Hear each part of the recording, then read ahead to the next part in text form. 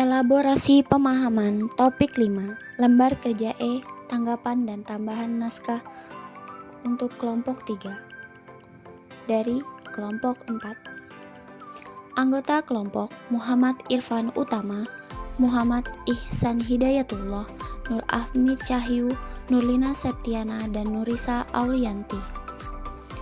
Komentar untuk kelompok 3, lembar kerja E.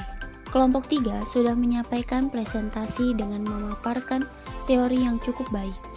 Hal yang dapat kami sarankan kepada kelompok 3 adalah dengan menambahkan contoh rubrik penilaian yang relevan.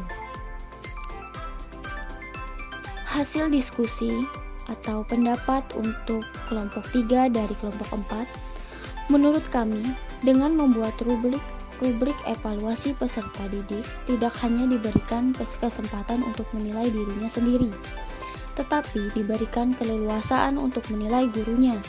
Hal ini dilakukan untuk mendapatkan penilaian yang adil yang melihat dari sudut pandang peserta didik terhadap guru dan pembelajarannya.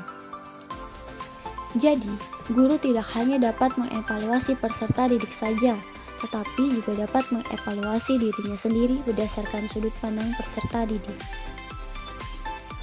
Berdasarkan literatur, adapun menurut Kunandar 2012, penilaian diri merupakan suatu teknik penilaian dengan cara meminta peserta didik untuk mengemukakan kelebihan dan kekurangan dirinya dalam konteks kompetensi sikap, baik sikap spiritual maupun sikap sosial. Teknik penilaian diri dapat digunakan untuk mengukur kompetensi kognitif, afektif, dan psikomotorik. Contoh rubrik evaluasi diri terhadap guru dan pembelajaran menurut kelompok kami. Aspek yang bisa ditanyakan adalah apakah guru membuat persiapan mengajar khusus materi yang bersangkutan? Apakah guru menguasai materi yang bersangkutan? Apakah guru telah mengajarkan secara maksimal materi yang sesuai dengan tuntutan kompetensi yang harus dikuasai peserta didik? Apakah perilaku yang diukur pada materi yang dinyatakan dalam soal sudah tepat atau harus dikuasai oleh siswa?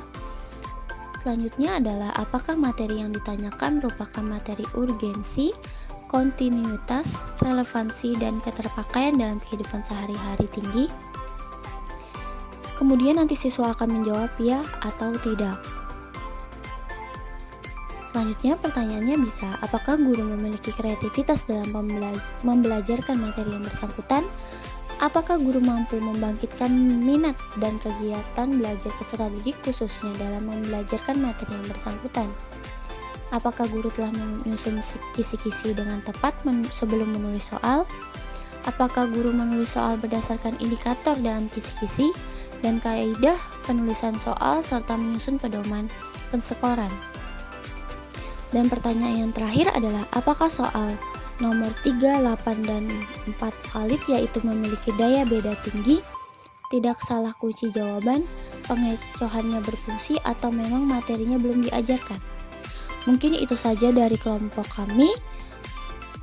Terima kasih.